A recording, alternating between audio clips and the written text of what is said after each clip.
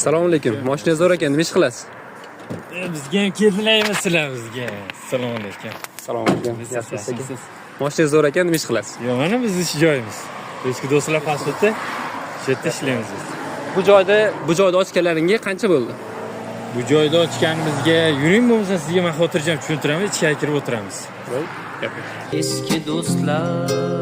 Bu joyda ochganingizga qancha bo'ldi? Bu joyda ochganimizga 2 yil oshib qoldi.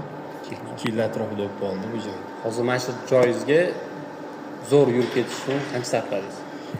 Endi shu darajaga yetgunimizcha bitta jentran pul ketdi. Qora jentran tayyorgarlikda.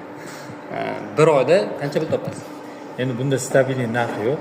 Bir oyda bir bunaqa bo'ladi, bir bunaqa bo'ladi. Bunaqa stabilniy narx chiqmaydi bunda. Rizqqa yarasha bo'ladi. Oxirgi marta o'zingizga qimmatbaho nima oldingiz? Endi oxirgi marta o'zim uchun olmadim, yaqinlarim uchun, akam uchun bitta mashina oldim. Qanaqa mashina? Endi Gentra oldik. Gentra. Nima deb o'ylaysiz aka? Pul baxt olib keladimi? Yo'q, men uchun pul baxt olib kelmaydi. Pul baxt olib kelmaydi men uchun. Pul bilan, misol uchun, o'zimga bo'lgan ehtiyojlarni pul bilan sotib olish mumkin, lekin baxt sotib olmayman.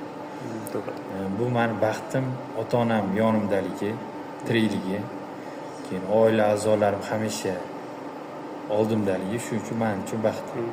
Eng muhimi shu men uchun. Baxt shu deb bilaman. Qarang, yoningizda umuman pul qolmadi. Yonib turibsiz, pul kerak. Shunaqa paytda sizni ko'proq kim поддержка qiladi?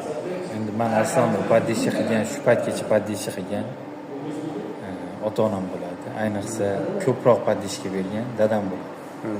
Agar shunaqa vaziyatga tushsam, qo'rqmasdan dadam oldiga borib, bemalol maslahatlashib, shu situatsiyani tushuntirib, ko'p bo'lgan shunaqa vaziyatlar. Shunaqa vaziyatlar ko'p bo'lganda dadam o'zi aytgan, o'g'lim ishni boshlaydi. Arkangizda men turibman. deb ko'p gap bo'lgan. Shunaqa vaziyatlar ko'p bo'lgan men.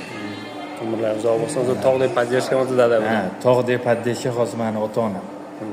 Dadam shu paytda любой machasi men dadam yordam beradi. Umrlaringiz uzoq bo'lsin aka, sizga ham katta rahmat. Rahmat, sog' bo'ling.